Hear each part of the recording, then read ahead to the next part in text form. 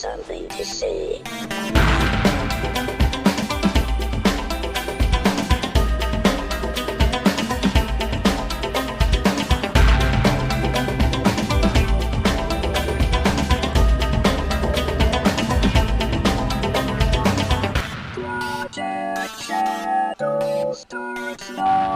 Hello everyone, how are you doing today? My name is Charlie, you might know me better as sci-fi fantasy writer C.E. Dorset, and I've been editing my book all week. Well, one of the books that I have in the hopper needing editing right now.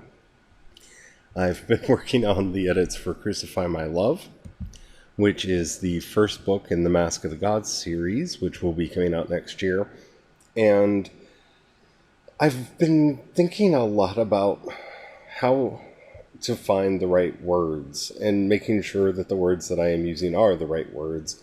And I thought I should take some time and talk about that today.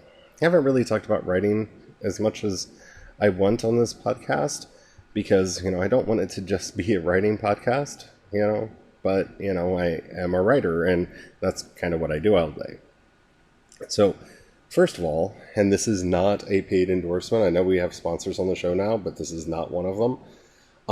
I mean this from the bottom of my heart. I've been using some software called ProWriting Aid to help with the editing process.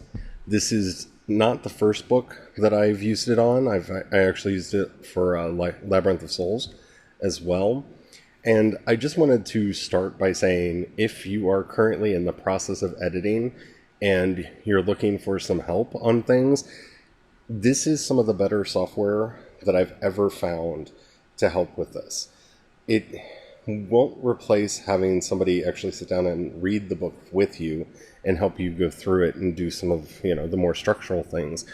But it has a way of looking at the text that is different, and it will point out things, for example, like sticky sentences, places where the story kind of bogs down a little bit because of the language that's used, that you might want to spruce it up a little bit and fix it. It does what it gives each sentence a readability score, and while I wouldn't rely on that to say, if a sentence has a high readability, isn't passing the test, that it's necessarily a sentence that you don't want to have in your story.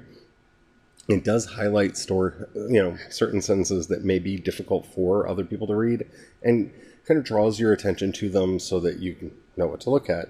It looks for how often you use words in your story and will highlight if, like I do from time to time, and you know this, especially on the podcast, because I have this problem too, where I kind of fixate on a word and use it way too much. And it will highlight them and let you see them. It will show you places where the language could be simplified and actually recommends simplifications. Again, depending on the story, depending on your personal use, that may not be the most helpful. It highlights adverbs for you. It shows you when you're using passive voice, and that's really helpful. It searches for hidden verbs.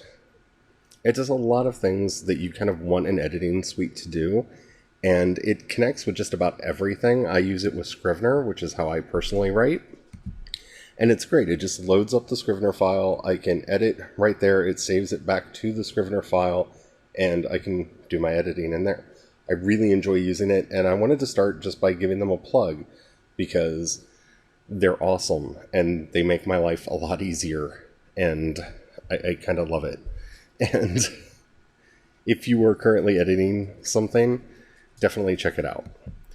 But given the story that I'm currently working on, it's a very fine line between writing an action story, a fantasy story, and a romance, with a lot of creepy, dark horror elements added into it.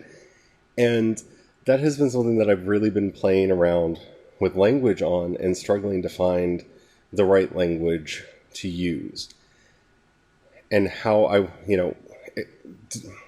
when you're writing kind of mashup fiction like I do, it can be really tricky to figure out, okay, in this scene, is this supposed to be exciting or is this supposed to be bringing about nerves. You know what I'm saying? Like, is this a scene that should lend itself more to the horror elements, or should they be getting psyched up for something? And it's really a tricksy thing to accomplish. You know, for me, you know, I don't really write romance novels. I say that and I get taken to task for that all the time. In a genre romance, the characters must be together at the end. And for previous books that I have written that people have said, no, they're actually a romance story. They may have significant romance plots in them, but they are not a romance novel because in the end, the characters are not together. And since the characters are not together at the end, it technically isn't a romance story. And I'm sorry, that's just some baggage from, you know, previous work that I've done. But, you know, working on this story has been hard because, you know, I want their relationship to be believable. And I want the relationship between all the characters to be believable. And it is remarkable how much you start questioning your own life when you're writing things like that, because you start asking yourself, well, how do I know, how did my relationship start? How did relationships I see between other people go? How can you start seeing those little hints that people are starting to care about each other and whatnot? And it really makes you introspective, as well as, you know, just kind of questioning everything that you know about human relationships. And I don't know, it's been a really weird experience because I know some very soppy ways to show people falling in love. I know some very cliche ways to show people falling in love. Like, one of the scenes that I edited today, I really sat back and thought to myself, is that a meet cute? Did I actually give them a meet cute? I don't think it qualifies under the trope of the meet cute, but some people, depending on what they consider to be the meet cute, might think that it is, and I don't want that in the book. And this is why the more you know about writing, one, yes, the better your writing will actually be, but the more you start questioning every decision that you make and every decision that could be made in the construction of the story and in the manufacturing of it. So it's really been a trick to figure out what I'm going to do on this, that, and the other issue.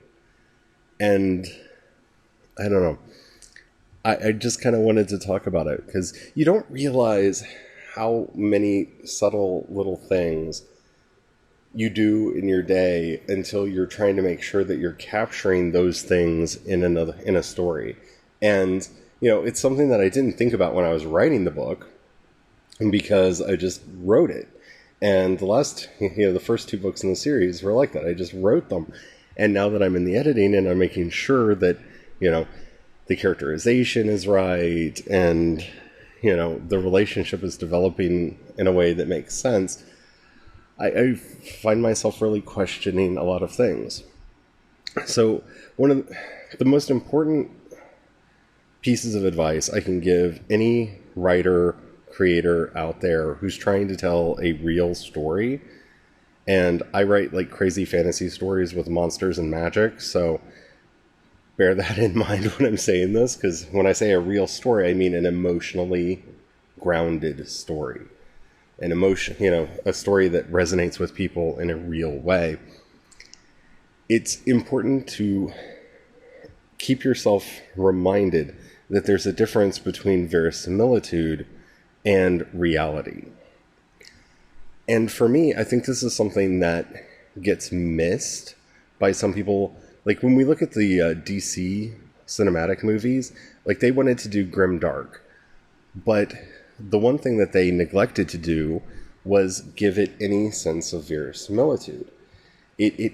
What does that word mean? It means simulation of reality. Because in crafting fiction, that's actually what we're trying to do. We're not trying to make it like it would be in the real world. if stories were real, because I hear this from people, especially when they find out I'm a fantasy writer and they say, why don't you write things that are real? Nobody writes things that are real. Real life is boring. Real life is I got up, I had breakfast, I went to the bathroom, I had something to drink, I did this, I did that, I did this, I did that. It's boring, it's repetitious, it has a lot of elements that you really don't want to read in a story. And nobody actually wants that. We use that term real, but that we're not actually trying to replicate reality or real life. We're actually seeking this concept of verisimilitude, that it simulates reality, that it feels real, that it has an emotional truth and a grounding to it. So when you read something like The Lord of the Rings or The Silmarillion, which are, fantastical stories with creatures made of fire and smoke and dragons and giant spiders and vampires and werewolves, and you didn't know there were vampires and werewolves in Tolkien's world, did you? Read the Silmarillion, it's amazing. People that get turned into wolves, and magical gems that glow brighter than the sun, and all this other stuff. The way you do that is tying it to real emotion. Like the story of Beren and Luthien could really just wash over you, but there's something about the relationship between those two characters that grounds it, that makes it feel real, that makes it work, and makes us like the story. When I read Sovereign, for example, by April Daniels, this is a superhero story, and it has all the things that you expect in superhero stories. It has people who wear outlandish costumes, who have superpowers, who can do amazing things outside the realm of ordinary life. But when I met Danny was coming from an emotional place that I have lived in for 42 years. And so I immediately connected with her and felt a relationship, a kinship with this character, that when all of the superpower stuff kicked in and everything went crazy, I was along for the ride, because her relationship with Grey Witch and the relationship with all of the other characters and the elements of the story were grounded in that basic emotional reality. Whether people in real life would react that way, I mean, for goodness sakes, if I was Danny and a dying superhero collapsed next to me, and suddenly I found my body transformed into my own personal ideal of what it should look like and be, I would probably run screaming. Like, it would terrify me, it would horrify me, and it would give me a rush. And I would feel all of these things, but I will never have to deal with that. I don't know if I would have reacted the same way Danny did. But Danny's reaction was such genuine surprise and shock. And then thinking about how her parents were going to react to this, and how she was going to explain it to them, and how she was going to write this off so that it was okay, and how she could sneak back into her house without them knowing, because eventually they're going to find out, but she wants to just enjoy it for as long as she can before they find out. There's an emotional truth there that helps me connect with that character and with those elements so that I can get through the story. And that's what I'm talking about when I'm saying that something needs to be true. Because it's the little things that make emotional reactions valid, and making sure that they come from the character and not necessarily what the audience would expect the character's reaction to be. And that's something I've been thinking about a lot, because, I think a lot of people, especially when they meet Shinobu for the first time, are going to be thinking to themselves, oh, I know this character, I've seen this character in other media. Just because he's a healer and they think they know what somebody with healing powers is like. I think the opening scene should disabuse them of a lot of those preconceived notions. But, there's going to be a lot of baggage that comes with him. And, trying to make sure people understand him as a character on his own terms is very important to me. It's time for the break, so we're going to go hear a word from our sponsor, and I'll be right back. And we're back. Hi.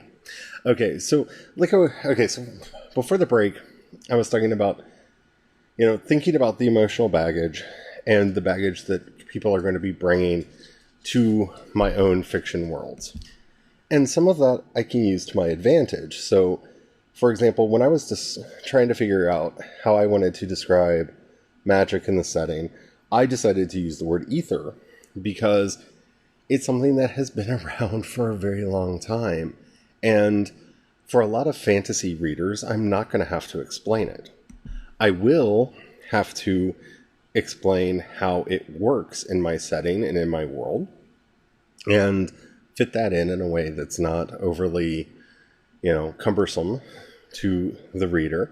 But it's a word and an idea that people already have some familiarity with. So words like that are some of the words that I'm talking about.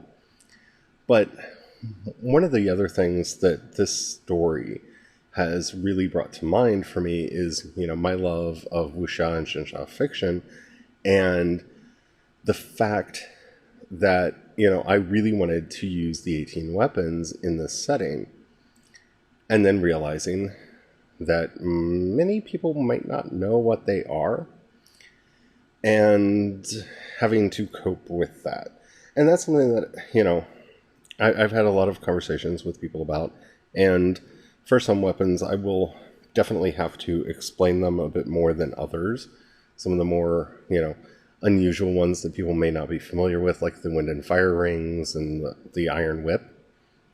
But beyond that, people know what a warhammer is, people know what a sword is, and, I can make some description to be specific about which blade that I'm using. But, I don't want to overladen the story with jargon, because that's something that I discovered very early on in my career is something that can kill a book. My first book series, Liquid Sky, it has a lot of jargon in it because that's something that I love in a fantasy and a sci-fi setting. And I grew up reading books that had appendices in the back of them so that you could quickly look up the words that were in them. And I enjoyed that. And I did discover that, there are some out there who like that as well, and others who really, really don't. So over the years, I've learned to temper that instinct in myself and try to use language that is more accessible for more people. But those were my first books, and I was learning. And, it is a process. If you are a writer, you're going to be coming from a place where you're incorporating a lot of elements from stories that you love and settings that you love and genres that you love into your fiction. And the onus is on us to realize what is essential to the genre to make it fit if we're trying to do that, but also what requires explanation to those who are unfamiliar with those elements. And that's a tricky path to walk down. And it's true to no matter what genre we're working on. There are romance novels out there that are set in, various professions that you probably have to consider how much of that profession does the audience need to understand the character's role in her company or his company, depending on, the story. That's there regardless of what genre we're writing in. It's something that we're going to have to do and deal with no matter what.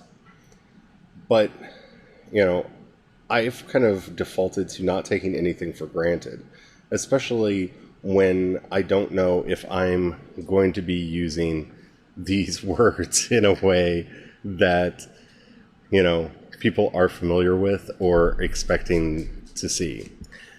I do my best to tell the stories that I think people would enjoy. And, I really like the mix of elements myself. So, I'm writing for myself as my primary audience.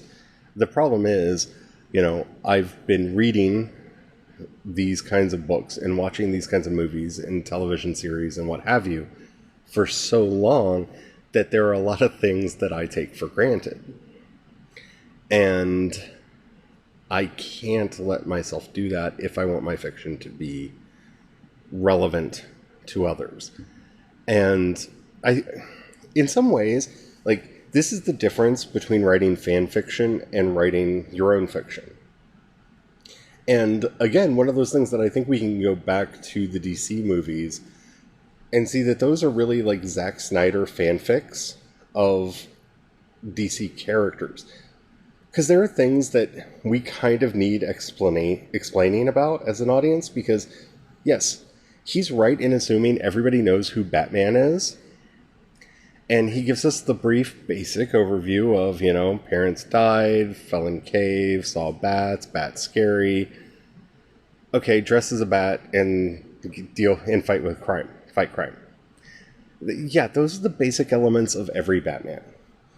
But I don't think anybody would say that the Adam West 1960s Batman, the Tim Burton 1980s Batman, and the Christopher Nolan 2000s Batman is the same Batman. And they require a bit of explanation so that you can understand which Batman you're getting. Because one of the benefits of writing fan fiction, especially when you're getting started, is you can focus on characterization and voice and dialogue and action and not have to worry about backstory, because you just have to say, oh, I'm writing about this character in this setting. You don't have to create the setting. You don't have to create the characters. People already know them. And in a lot of ways, that's the problem with the DCEU movies. He just assumes that we know these people. And I think one of the things that made the Wonder Woman movie so good, it didn't take for granted that we knew who Wonder Woman was, because, and I can't believe I'm saying this. Every time I say this, it just sounds alien, foreign, and like not a real sentence that should be said. But, it was the first time we'd had a big budget, any Wonder Woman movie, ever. Like, she got a TV series with Linda Hamilton that was kind of, campy awesome, if you're into that sort of thing. But, she'd never had a movie before. So they didn't take for granted that people knew who Wonder Woman was. So the people who did the Wonder Woman movie, they let you get to know Diana. And not just Diana Prince, but their Diana Prince. How are they doing her? What is their Themyscira like? What is their definition of man's world? What is her mission? Why is she there? What is she there to do? We get to learn that all while Diana is learning it. And thus, we feel like we know Wonder Woman. And she's a character that a lot of people love, and why that movie was successful. Now, you take that and you look at a movie like Man of Steel, which should have done that with Superman. But it just assumes that we know who Superman is. It just assumes. But the thing is, yeah, I know who Superman is. I know various Supermen from the comics. I know the Steve Reeves Superman. I know the Christopher Reeves Superman. I know the Superman from the animated Justice League series, who was very similar to, but kind of distinct from, the animated Superman. I know the Superman from Lois and Clark. I have a bit of familiarity with the Superman from Smallville. But these are all different characters with different wants and dreams and ambitions. And he didn't specify which Superman we were getting. And in fact, we weren't getting any of those. We were getting Zack Snyder's Superman. But since he didn't take the time to explain to us who Kal-El was, who Jor-El was, one of the bigger problems of the film is that so much relies on you feeling that Jor-El is coming from maybe the right place, because he really is the Deus Ex Machina of the movie. I mean, he is the reason for the beginning, he's the reason for the middle, and he's the reason for the end. I mean, nothing would happen in that movie without Jor-El. But we're not even allowed to know who Jor-El is, other than, well, he doesn't look like the Marlon Brando Jor-El, so he's different, I guess. And the same thing with Zod. We don't get a chance to know Zod. These are just characters that are used like you would in a fanfic. Well, you know who Zod is. Everybody knows General Zod. So we're going to throw General Zod in, and you know who Lois Lane is. So we don't have to do any characterization for her because she's Lois Lane. So let's throw Lois Lane in. Yeah. No. It doesn't work that way. You have to explain to us who your Superman is. This is the big difference for me between the successful, and I really do feel it was successful, Tim Burton Batman of the 80s. Because, well, for most of us, we grew up with the Adam West Batman. Some of us had the comic book Batman. But Tim Burton had decided that he was going to do his own Batman. And so we are introduced to him. We get to know him. We get to understand why Bruce acts the way he does, why he behaves the way he does. We get to really know him. And so when it comes to the end of the film, we understand his motivations, we understand what he's doing, and the pain he has, that the pain and pleasure in the death of the Joker at the end of the first movie. Because he wanted to save him. He tried to save him. Because that's what that Batman would do. And we see that throughout the story. We see him wanting to help people. We see him using, for the most part, with the one exception of the machine guns on the Batmobile, using non-lethal forms of attack throughout the film. But then again, I mean, he does shoot a wall with the guns. So, you know, I guess still non-lethal, because, you know, you can't really kill a wall, can you? Yeah. That is an ecumenical matter. I think that's something we'd really have to, dig into.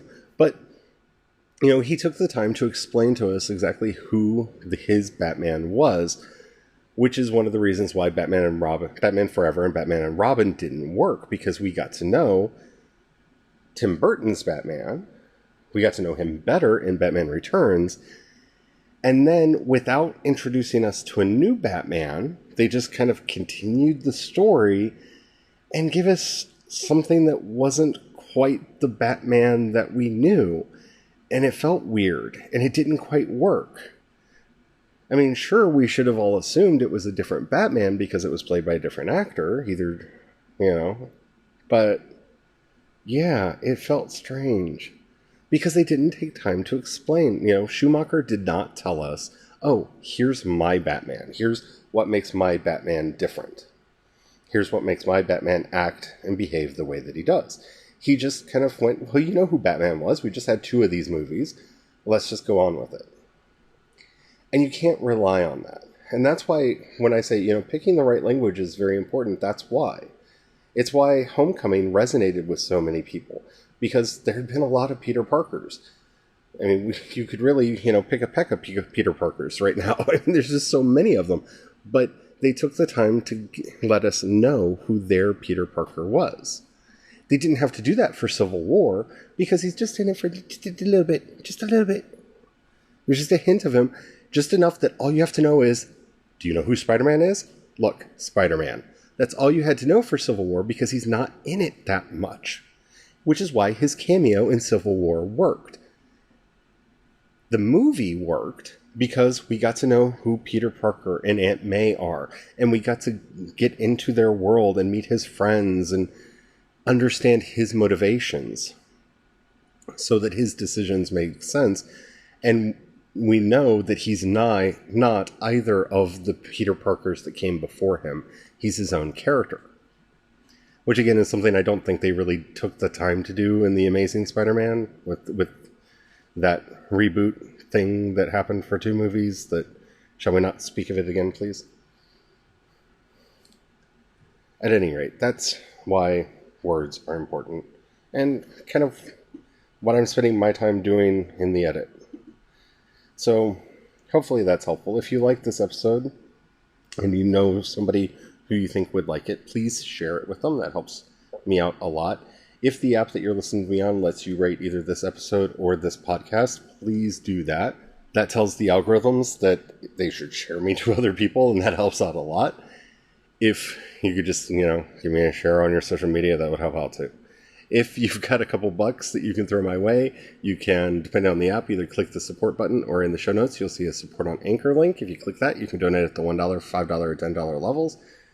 That money helps me to keep doing these podcasts and, helps me with everything that I do. So thank you if you could do that. If you can't, just share the show. That helps out a ton.